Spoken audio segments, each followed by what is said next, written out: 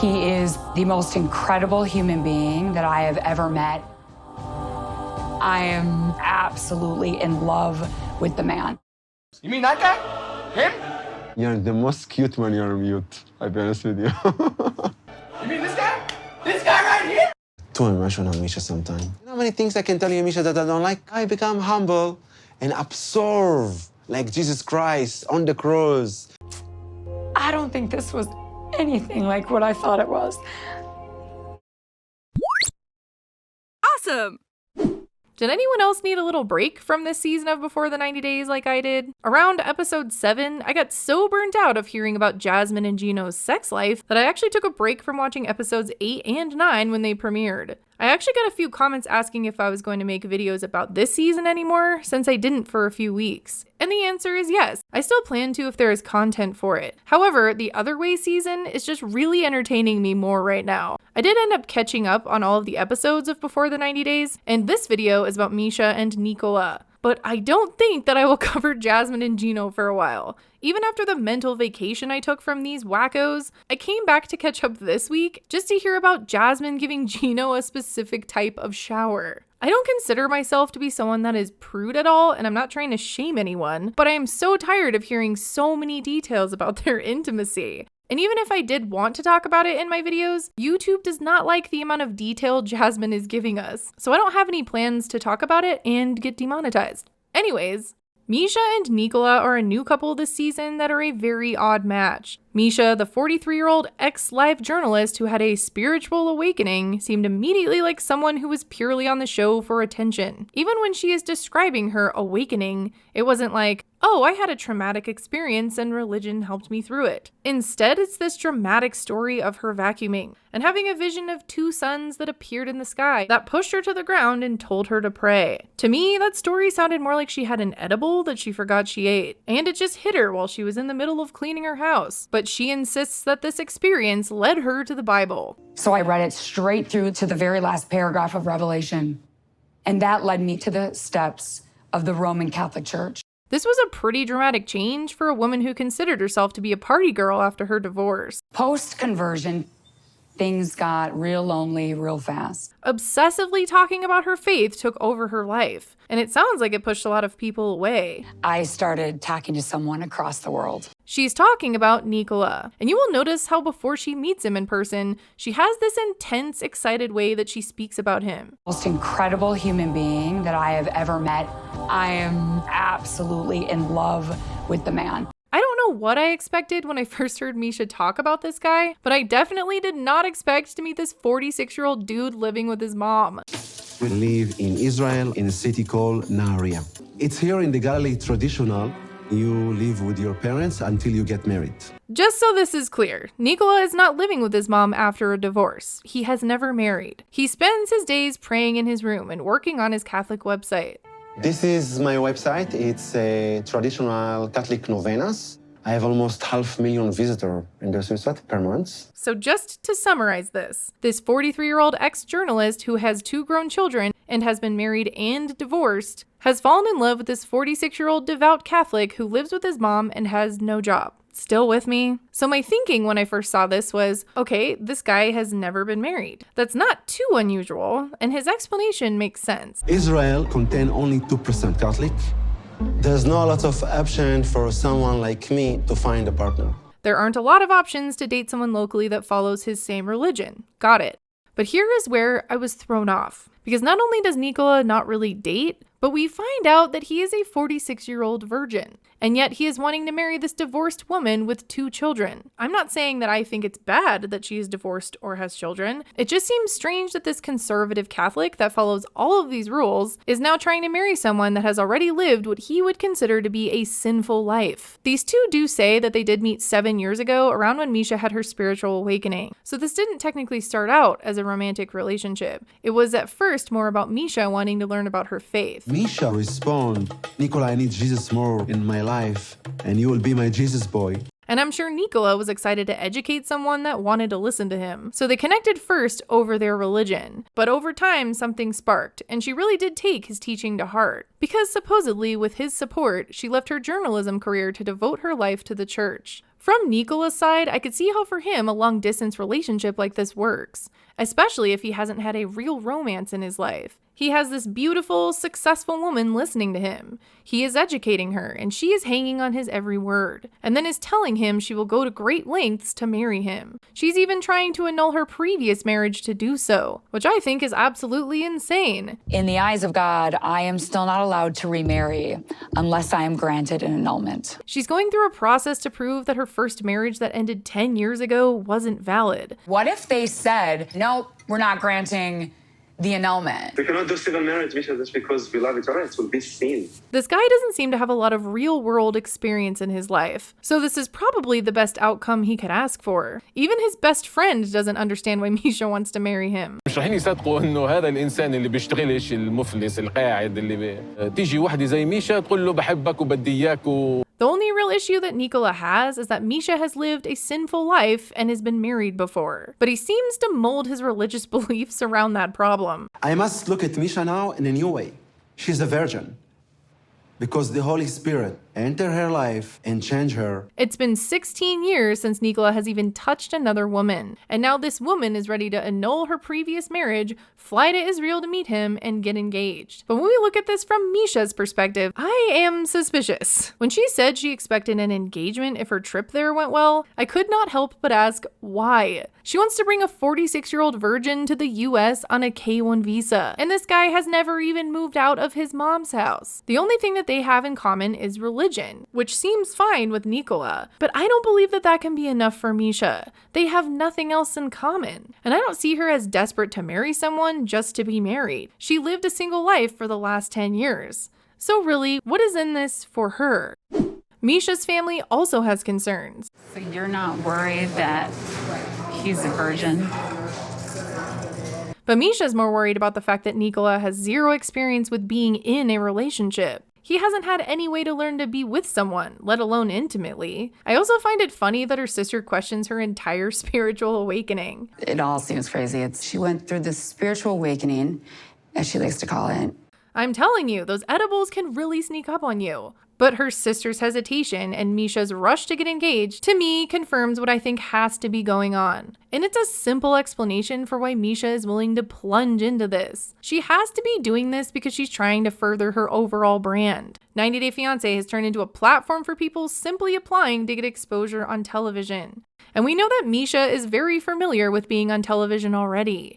The fact that these two talked for 7 years before deciding to meet, and now Misha wants to meet and instantly get engaged, makes me think that Misha was ready to go on the show with whoever she could apply with. Why else would she be willing to bring her daughters around this man she doesn't even know? There's absolutely no way that this Jesus boy won't have a ton of judgment and opinions about how these women live in the US. I mean, how is he supposed to even have an open mind about anything? He's lived a very sheltered life in his room for 46 years. Every time I've talked to him, it's been pretty awkward. He's always praying for us. He's always, telling us about God. And that's pretty much all we talk about. Misha does have a get-out-of-jail-free card if this goes south. She can just push the eject button at any time and say she can't annul her marriage to get out of this. But Misha does it. She leaves for Israel to meet the spiritual man of her dreams. She acts so excited and full of hope on the way that I almost believed for a split second that this could be a fairy tale meeting for them. But when Misha lands and they get to see each other for the first time, her level of acting is not as good as I expected. Do I see some disappointment on her face? It's kind of hard to tell. It was a long trip. Did it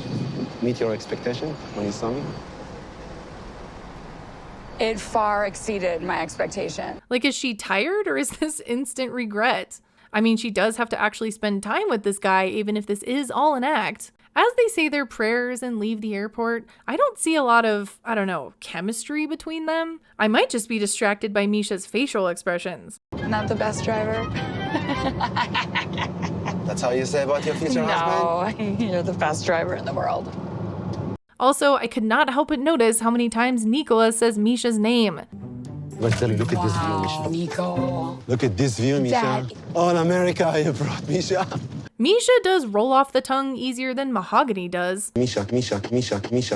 mahogany. When they get to their room with their separate beds, we get to see Nikola deal with a very new experience. And that's a woman taking over his space for the first time. I'll be honest with you, Misha, it looks like a chaos. This is How structure. how I'm going to sleep tonight. And she does have a lot of stuff. Nikola, you're not alone in your room with your website anymore. Misha has taken over, and she is the type of person that definitely brought in her own makeup team and lighting for her interviews. So he's going to have to get used to her level of vanity. I mean, they staged filming her waking up in full makeup. She's here to further her brand, which is herself. She has to be camera ready at all times. But whether it's her high maintenance or his inexperience, after the first night, there seems to already be a sense of awkwardness between them. I mean, they did just meet after 7 years of talking over the phone. We know even Brandon and Mary just went through this. There is tension when it comes to physical affection, even though Misha said that they had some Jesus-approved heavy petting the first night. That heavy petting didn't seem to break the ice. Her expressions make it seem like she's not into this. Nikola also says he isn't used to someone wanting to hold his hand all of the time, so he's not necessarily comfortable either. I do not see a connection between them at all, really, and it doesn't seem to improve. Misha gets frustrated that Nikola didn't tell his family about her, and she's annoyed that every conversation they have he doesn't take seriously. No, honestly, like, is everything a joke? Like, everything that I say? No, because it's not normal.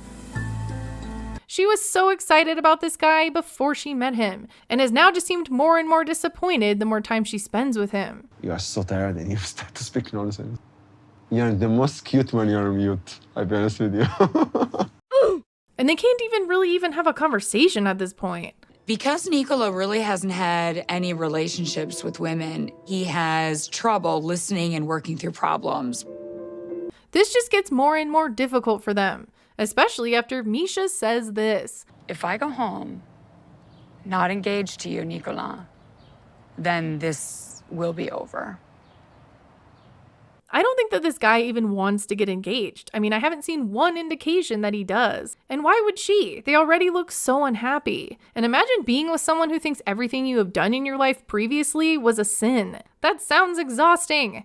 Once a year, I always have a cigarette on New Year's Eve. Oh, are you serious? Yeah, it's one a year. I don't like it, Misha. Yeah, how dare she? That's just the worst possible thing she could do ever. The only time they even seem to like each other at all is when Nikola finally agrees to go to a nightclub. 5 minutes. Okay. I will not like it, I'm telling you.